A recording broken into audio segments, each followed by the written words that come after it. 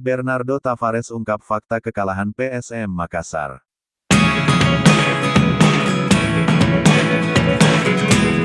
Gol tunggal Persebaya Surabaya dicetak oleh Song Ui Yang di awal babak pertama lewat sepakan keras dari luar kotak penalti. Hingga pertandingan selesai, skor 1-0 tetap bertahan untuk keunggulan Persebaya Surabaya. Sepanjang laga, Laskar Pinisi mendominasi permainan.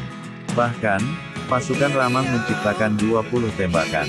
Duku Eja kurang beruntung di laga kali ini, tidak ada satu peluang pun yang berbuah gol. Pelatih PSM Makassar, Bernardo Tavares, mengatakan bahwa penyebab kekalahan adalah karena anak asuhnya gagal memanfaatkan peluang.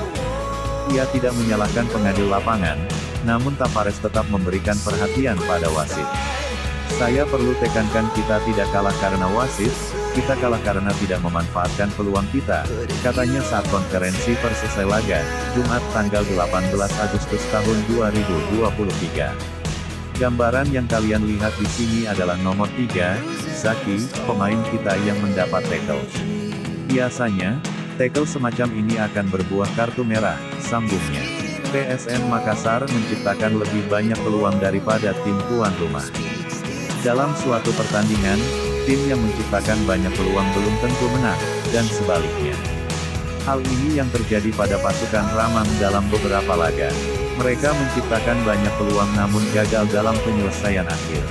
Ia mengakui bahwa pemainnya kurang dalam hal akurasi, baik dalam umpan maupun tembakan.